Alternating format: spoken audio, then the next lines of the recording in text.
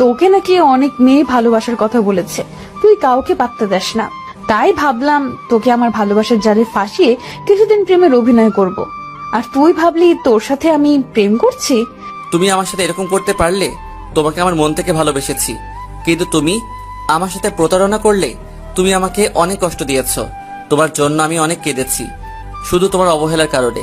আজ থেকে আমি বলে গেলাম, এই রাসেলের জন্য একদিন তুমিও কাঁদবে, কিন্তু সেদিন আমি তোমার সব না। তোর মতো ছোট লোকের জন্য আমি কাঁদবো? প্রশ্নই আসে না। তোর থেকে আমার বয়ফ্রেন্ড আরো ভালো আছে। ও তোর মতো ছোট লোক না, বাংলাদেশের টপ বিজনেস রায়হান, আমার বাবা, গ্রুপ অফ ইন্ডাস্ট্রি লিমিটেডের ম্যানেজারের ছেলে আসিফ খান। সে আমাকে প্রপোজ করেছে কিছুদিন ধরে, তাই তাকে গতকাল একসেপ্ট করে নিলাম।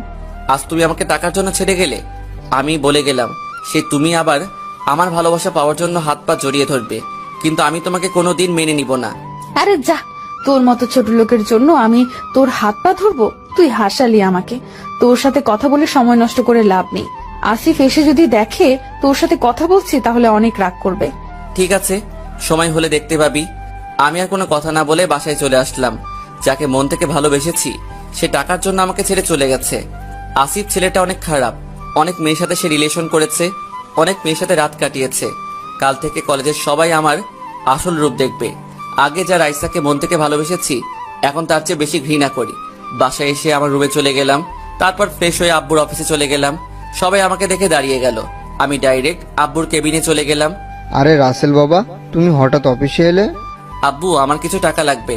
এই নাও কার্ড, তোমার যা লাগে নিয়ে নাও, আর তোমার কাছে কার্ডটা রেখে দিও। ঠিক আছে আব্বু, আমি গেলাম। এখন কোথায় যাবে? মার্কেটে যাব কিছু শার্ট প্যান্ট কিনতে। তাহলে গাড়ি নিয়ে যাও। না আব্বু, আমি রিক্সা নিয়ে যাব। তোমার যেমন খুশি। আচ্ছা, তাহলে আমি যাই। ঠিক আছে, যাও, সাবধানে যাবে। তারপর আমি অফিস থেকে বাইরে এসে একটা রিক্সা নিয়ে মার্কেটে চলে গেলাম। মার্কেট শেষ করে বাসায় চলে আসলাম। তারপর দুপুরের খাবার খেয়ে এসে শুয়ে পড়লাম। বিকেলে ঘুম থেকে উঠে ফ্রেশ হয়ে খেলার মাঠে চলে আসলাম। সবাই বলল, অনেক পরে আসলি কেন? কোন রকম কথা কাটিয়ে দিলাম। খেলা শেষ করে বাসায় চলে আসলাম।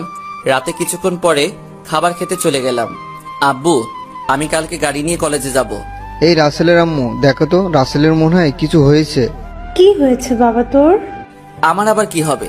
আমি ঠিক আছি। তোমাদেরকে যা বললাম তাই করবে, আর সাথে কিছু বডিগার্ড লাগবে। তোমার কি হয়েছে আমি জানতে চাই না, আমি এখন অনেক খুশি। তুমি যেভাবে বলবে সেভাবে হবে, মাই ডিয়ার সান। আর কিছু না বলে খাবার খেয়ে রুমে চলে আসলাম। তারপর কিছুক্ষণ মোবাইল টিপে ঘুমিয়ে পড়লাম। সকালে ঘুম থেকে উঠে ফ্রেশ হয়ে নাস্তা করে